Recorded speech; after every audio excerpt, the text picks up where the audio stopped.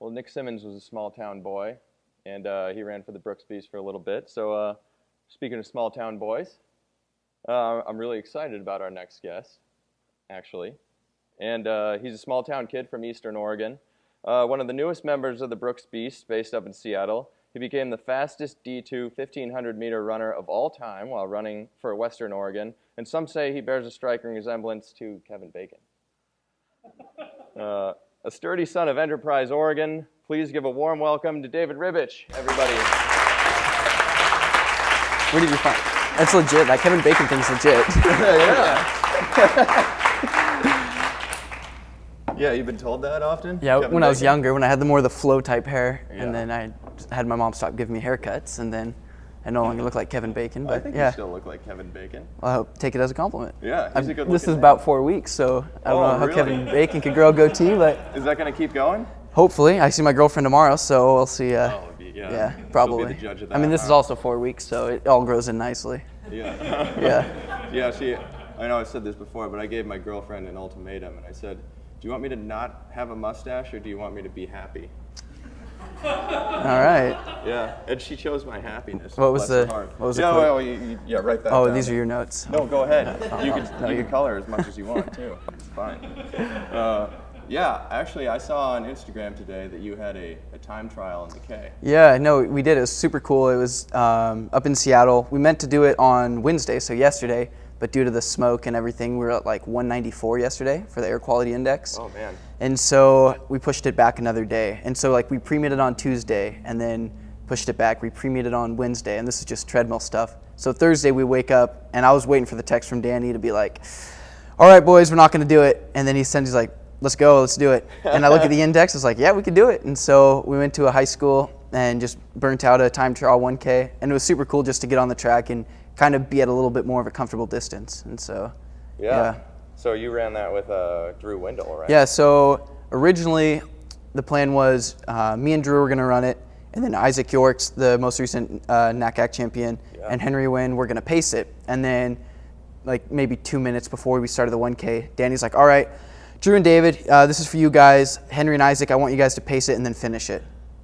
And then they're like, what? And so we just immediately, the shift turned from like just Drew and I to kind of like more of like a full team flow kind of going through. And it was super cool because we went through in like 59.60, just a train of us, and then we ended up running 223, 224 off of it. And so it just felt really good to just gear up and just closing it, because last week we did a 600 and it was like 123, 124. And that was what our last 600 was today. And so it's just like looking forward to the next race. It feels so good to be able to do that now, when in January I ran like 221. And so yeah, it was just incredible. I like jokingly with Drew, because me and him are pretty good friends.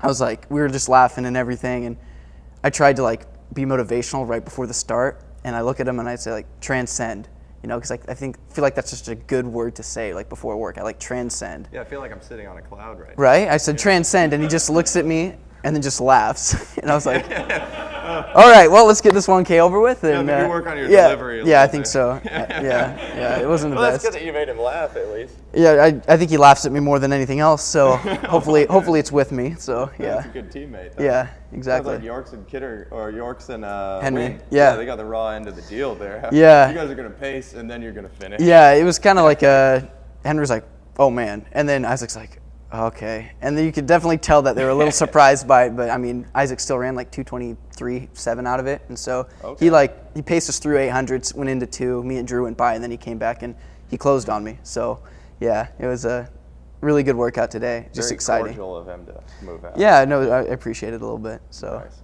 yeah. Well, yeah, you're from Oregon. Yeah. So you're from Enterprise, Oregon, right? And where's Yeah. that? So Yeah, let's draw a map. Go ahead. You want a different one? Does that work? no, this is perfect. I'll use a Sharpie, make a little light. Oh yeah, you can use that to sign some cans too. Okay. All right, so this is Oregon. It's not Wyoming. If you have Portland, then Enterprise is like up in the northeast corner. So it's like if you know where LeGrand is, it's an hour east of LeGrand. And so like from our backyard, you can see the Eagle Cap Wilderness in Oregon, and then right beyond Hell's Canyon, you can just barely see the Seven Devils. And so it's like 50 miles from Idaho, but due to roads, like you can't actually go through Hell's Canyon. You have to go around. So yeah, we're just northeast corner, 2,000 people, no stoplights, 70 miles to the closest Walmart, so it's like, Man. it's perfect. Did you go out to that Walmart? Often? Yeah, every weekend. You know, Oh. it's just like you talk with your friends and you're like, what do you want to do this weekend? Like, you want to go to Walmart? And we're like, Loaded up the asphalt yeah, van and head out there? yeah, all piled into the mom's car and just drove up there. Yeah, Nice. yeah. So yeah, what was life like out in Enterprise? The dating scene was rough, for sure. I'm sorry. That wasn't. Yeah, no, I was the friend zone guy.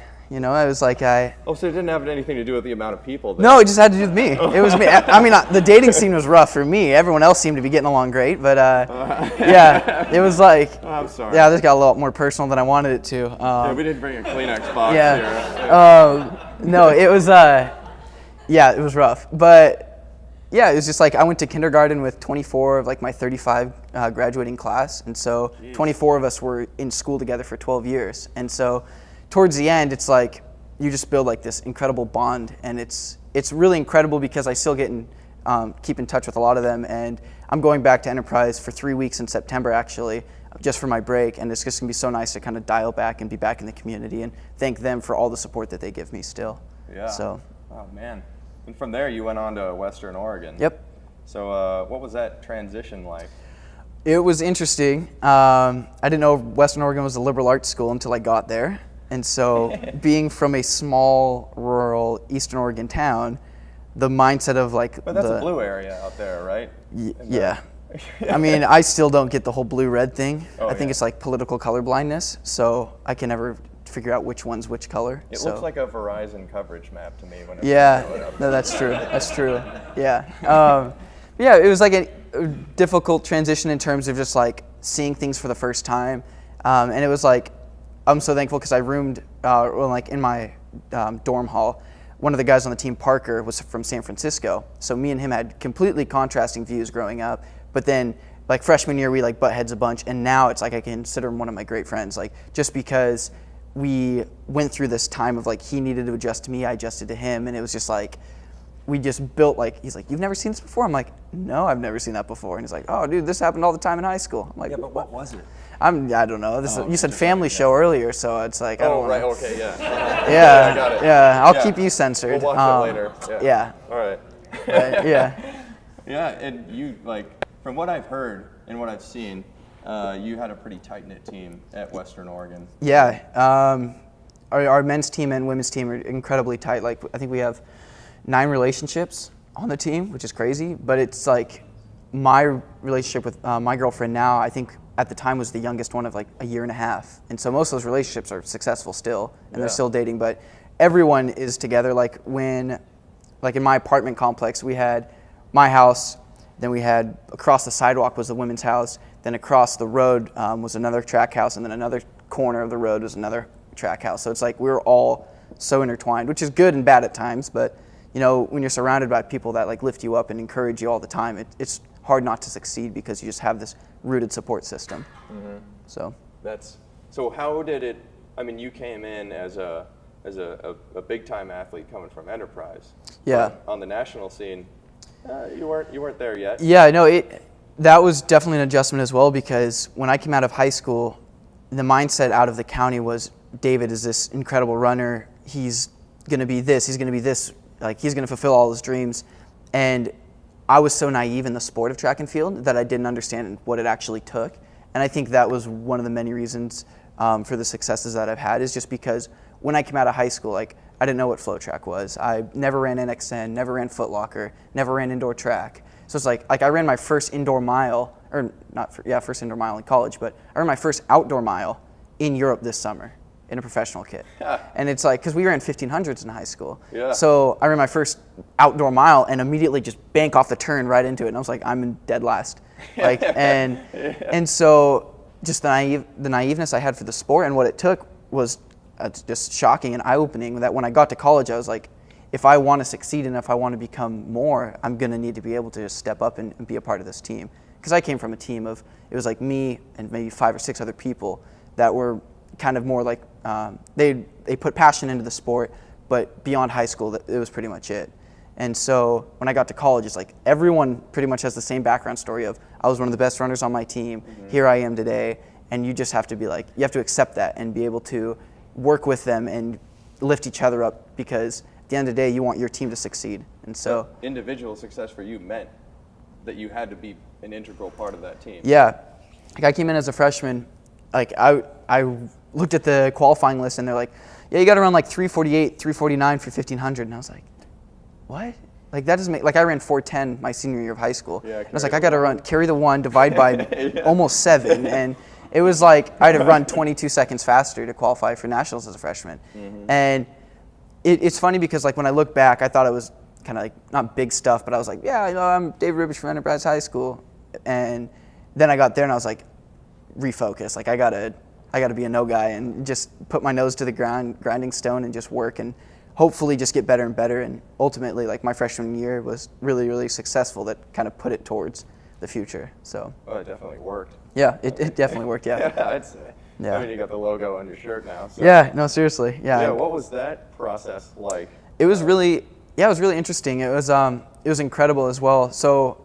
He was talking about like the transparency of being able to follow Nick Simmons last year. Yeah, joining the beast. Exactly. And so I kind of did something this past year, and I journaled documenting my entire senior year. And so I started my journal the night before the USA prelims last year, 2017, and I ended it the day I signed a contract with Brooks. And so it pretty much has my full year campaign of it. It has like workouts, my motivation, my races. And it's like when I started, I had no idea what I'd accomplished my senior year, or even if I was going to like be picked up by a team. But I wanted to just go through this process and take care of each and every single day because I figured if I could do that, then the end result would happen. And so it's like I'm editing my journal now, and I look back in December when I'm talking about Brooks, or when I was at USA's last year talking about Brooks.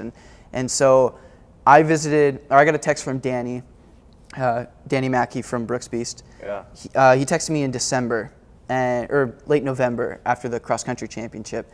And he's just like, hey, if you're ever up in Seattle, let me know, and we'll just get a tour of the headquarters, and you can kind of see what we have going on up here. And we tried to work out some dates, and it ended up working out. I went up December 23rd, so right before Christmas. So everyone was gone. It was an empty facility. And it was the day after I returned from visiting my sister in France. So it's like I flew into Seattle, next day went to Brooks. And my girlfriend and I's luggage got lost. So I was in the same pair of clothes. And thankfully, the family that I stayed with, they had some Brooks stuff, so I just popped on the Brooks stuff because I didn't want to look like a Joe Schmo walking in with other companies' brands on. So hey, big fan. Yeah, I love it. Yeah, you like this shirt? No, so I just toured the headquarters, and it's funny because when I toured Western, all the doors were locked for the campus. Like it was during, I think, Thanksgiving break. It was right after towards Thanksgiving break. Mm-hmm. All the buildings were locked. I didn't get into any like academic rooms. Only got into the rec center. Barely got into like the gymnasium. And then I went to headquarters, and everyone was gone. It was a quiet place, but like it was just me and Mackie talking. And then I met some of the athletes on the team, and immediately I was like, if this is my only offer, it's a done deal. This is perfect. And if I get other offers, this is now the comparison. Like this is the team that I want to be able to compare other teams to and say, this is what I value. And so it was stressful because I wanted to make the right decision. Like I waited till the last day to sign my Brooks contract because I wanted to close every single conversation with other coaches and other teams and companies before making an ultimate decision, because I just wanted to really make sure I hit everything. And so yeah, it was a stressful process, but my girlfriend even said, she said, David, this is what you wanted. Like you can't be looking at me complaining about how stressed you are about it when a year ago you're like, if I came down to a decision between A and B, it'd be ideal. I know exactly what I do. And she's like, and here you are sitting complaining about it. So well, you got to complain about exactly, yeah. So yeah, it was pros and cons of it all, but it's like, thankfully I journaled it and I can look back and read about how all that was made. So that's really cool. Yeah. And after your high school days where nobody was talking to you, you finally got courted by somebody too. Yeah, exactly. Yeah, we jokingly say, she's like, I don't think I would have liked you in high school.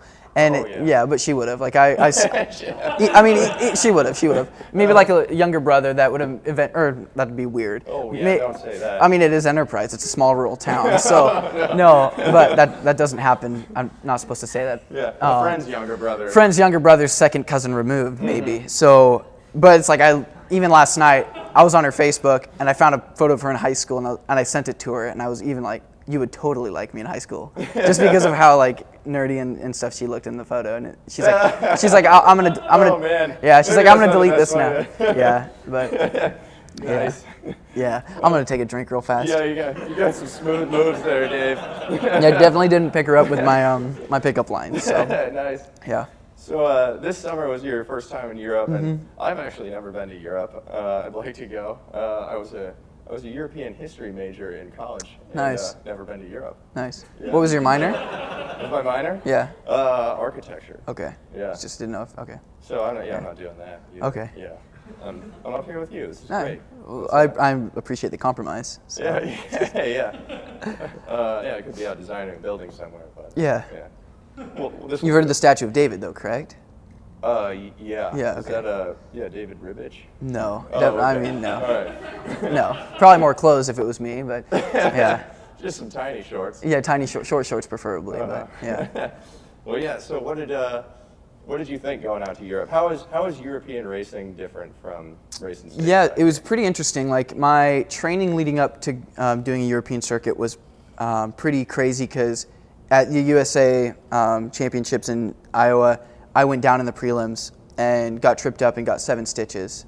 And so we didn't even know if I was going to run the final. I got advanced into the final through petition, and like even the day of, like I did a warm-up run and I was bleeding through my stitches, and I was just like I feel good. Everything feels so good. Like my skin just feels tight around my hamstring. I was like, not a lot of people get petitioned into a national final, and I know a lot of people are rooting for me, and I just want to be able to go out there and not have a what if factor. And so we ran it, and then pretty much from USA's till I left to Europe, I did 1 track workout. And the rest of the time was just like hill repeats and tempos because my coach didn't want me to spike up, because at the time I was still getting coached by Mike Johnson at Western. And he said, I don't want you to spike up, get it too riled up, like just take it easy for about a week or so, and then we'll reassess. And so my campaign leading into Europe, I was definitely, I kind of lacked some confidence going into it, like I haven't done my speed work, I haven't done this, I haven't done that. And but you're going to go to Europe. yeah, but I was just like, it was so hard to look at it like a casual trip, because I was just like, this is a business trip. Like I'm going to Europe, like putting my like racing shades on in the mirror before I get on the plane. Like I was like, I need to just feel like this is like a business trip. And I remember getting to I got into Belgium, and I had a few days there, and like I roomed with like Josh Kerr, a new Brooks beast as well, and we did some workouts. And then when I went to Barcelona, I was like, this is all track. Like this is a track trip. And the first race was terrible. Like I mean terrible in mindset of what I thought I was going to do on my first race. I thought I would run a little bit better. I ended up running 3:43, which still is a good time, and I'm thankful for that, because it put like the rest of the trip into perspective. Because I was like, why am I stressing out about this? I was like, I need to put it into perspective and go. And so I remember You're in Europe. I'm in Europe, yeah, and like that switch hit when I was doing a workout with Sam Prakel, Hassan Mead, and then Craig Angles was on the track as well, and we were just out there. We got an Uber back. It was like buku bucks, but we were doing a workout. The track lights go off, and when we were out there, Sam Prakel was like, look at this. Like we got the skyline, like just the night sky of Barcelona. We got the church up on the hill, and in the background we had Beyonce and Jay-Z performing live across the street. Like no joke. Like for the workout? I mean, maybe for us, maybe, yeah. We cut them a small deal for like race or like musical appearance, but yeah, they were like at the Coliseum right next to the track. And man. so we were just like, once he said that, I just like took a deep breath, and I could hear Beyonce and Jay-Z, and I was looking at Barcelona, and I was like, what? Like, why am I freaking out? Like, I'm in Europe. I'm in Europe. Yeah. I'm like, I'm in Europe. So like after that, go back to Belgium, do my laundry, pack my bag. I'm like, I'm going to Ireland. Go to Ireland. And I open my bag, and I'm like, I packed the same things for Barcelona, and I have 2 short sleeves and a t-shirt, and that's it. Different weather. Yeah, there, it was 2 short sleeves, a pair of shorts, 1 pair of tights, and my race kit. And they were in a drought in Ireland, so I was like, not a big deal. Like, I'll just wear my shirts. And then all of a sudden, they get rain for 3 days straight. And so I had no rain. I didn't even have I have 1 long sleeve. I lied. 1 long sleeve, but it was cotton. I think that's what it was. So it like absorbed everything. And so, well, at least the sidewalks smell nice there. yeah, it did smell nice. It was just like, they called it like the Emerald Isle, but like when I got there, it was just like brown and desolate. And I'm like, okay, I can deal with the short sleeve weather. And then it rained. So yeah, but then Europe racing over there was awesome. Like I ran 3:59 in Cork, Ireland, and then which was my first outdoor mile. It was like 3:59.98, and so like if I would have been .03, I would probably have been a little bit more upset. But I was like, first outdoor mile, first sub-4 outdoor mile, gonna just brush it off, go into the next Morton Games, and like last race, like try to kill it. And then the last race at Morton Games was the best feeling race of them all. I was just like, that's when like my shoulders were lifted, and I was like, this is just fun. Like I'm out here in Ireland racing. I'm in Europe. Yeah. I'm in Europe. I'm putting my European history and architect degree into work. Well, and that's a young Jeff Merrill. Yeah, and so never happened. Yeah, I'm a communication major, so and sports leadership minor. I'm not trying to plug in my accolades or academics, you're but a very good communicator. I appreciate it. Yeah, a lot of time just talking to myself. So when after the race in Dublin, it's so crazy because like the atmosphere at those meets is like it's such a casual meet. Like there'll be children running across like lane 8 and then under the fence, and then there'll be like high school kids gossiping in the corner. And I felt like I was like a football game or like a high school football game where it's like a community event. Like there's beer gardens right next to the track. And like I was in Houston when Shelby set the American record, and I got a beer for €1 and then I got a bottle of water for €1. And I'm like, this is equal. Yeah, well, which one did you enjoy more? I mean, I mixed them. I didn't want to like compare. Oh, really? No, that'd be disgusting. But yeah, but it's like just the atmosphere was just like everyone was there because they were fans of it, and it didn't feel as like pressured or like tight knit. It was just like, welcome to. I don't know what they said. They were speaking a different language, but I assume they said like, this is going to be a rad night. Thanks for showing up. Yada yada yada. Beer's $1, so is water. Choose. Beer's probably better, and so. I wish we could replay what they actually said now. They probably just said like, like quiet please at the start or something typical. But like in Dublin, I ran Morton Games and then I went up into the clubhouse, and this is so cool because if I was almost said if you've ever been to Dublin, but you said you haven't, so I'll segue. So at like the 200-meter start, right behind the curve is this big house or like big building. The bottom level is like a cafeteria. The top level is this Irish pub. And so it's got like racing, like a Will Lear signed kit because he set the Morton Games mile record there. Yeah. They've got trophies from the past years, like decades, just lining the walls. And it was like this track pub house. And so you're in there and you just see old spikes, old singlets, old pictures, newspaper articles, and they pour you this thick Guinness. Like I didn't buy a single Guinness when I was in Ireland because these Irish men were just like, oh, you're American? Like here you go on us. I'm like, whoo. Like I honestly think, so I went in with Henry Wynn and Lopez Lamong, and I think they thought I was Sam Prakel because Sam Prakel won Morton Mile. Mm-hmm. And I walk in with Lopez, who got second, and Henry, who got third, and they're like, oh, you guys are the Americans. Here, these will be on us. And I'm like, I'll take this. Yep, I will act like I was top 3. I thought you were Kevin Bacon, too. Maybe, yeah. And he's a singer, right? Okay. He's big in Ireland. Big in Ireland, yeah. But it was just like, when I experienced just the off the track and the on the track just atmosphere, it put a lot of things into perspective of what it means to be like a professional athlete, because there's a lot of things that go on in the sport that aren't between the lines of the lane. It's like you got to be able to do these community type things. And like I remember I was doing a pre-meet and these kids from Ireland, they were from Dublin, and they were doing like some rec thing, and I was about to do a start. Like I was zoned in, like my eyes were closed. I was visualizing the start, and right before I was about to start off the mile, this like little Irish girl yells at me. She's like, I don't want to do an Irish accent right now. Yeah, I don't want to kill it. Yeah. She just said like, where are you from? And I'm like, oh my God. Like I was in my zone. Like if I race bad now, it wasn't because of her. But I look over and I just said United States, and they're like, you from the United States? And all the kids just like flock the fence. Oh, and they're like, say hand, say high five. I'm like, I was saying them, and they're just laughing. I'm like, I don't know what's going on. So they love our accents as much as we love their accents? I guess, yeah. And that's cool. Like I like got my phone out and I was like videoing. I don't know if that's legal or not, but I did. And I videoed them high-fiving and everything, and they were super excited. And it was just super cool to see because, like, to me, I was just doing another race in Ireland, but to them, they were seeing an American runner run in Irish soil. Yeah. And I thought that was a really cool perspective because I just got to appreciate just where I was and what I was doing. That's very cool. Yeah. And we're taking notes for the Portland Track Festival too. So. Very cool, yeah. Beer garden. Yeah, For €1, you have to do euros. It'll freak people out, but it'll work. Yeah. That's a Portland thing, I bet. I bet Portland could they pull would off love it, paying with euros over any You're other like, sorry, place. your cash is no good here. Go to the. We have a currency exchange over here. Yeah, currency exchange. Yeah, we need more tracks in the U.S. that are off of college campuses, I think. So Yeah, do that agreed. kind of thing. Agreed. Oh, yeah. Or high schools. It'd probably be worse if it was at a high school. True. Yeah, just out of school. Yeah. Yeah, we're done with school now. Yeah. We're graduated. Yeah. You graduated? Yeah, Okay. I have a few more credits and I'll be there. All right. Yeah, but before you go, we actually wanted to walk through your journey to stardom with you in a little photo album that we created. Oh, no. Yeah. It's called Ribich Remembers. Wow. That's going to be my name of my journal then. Yeah, this thing is temperamental. Oh yeah, here you are.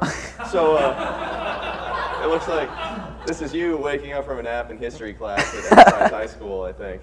Yeah. Just the early days when you couldn't get a date, huh? I feel like I could get a date if I looked like that in high school. Well, you did. This is you. Oh yeah. Oh, there you are.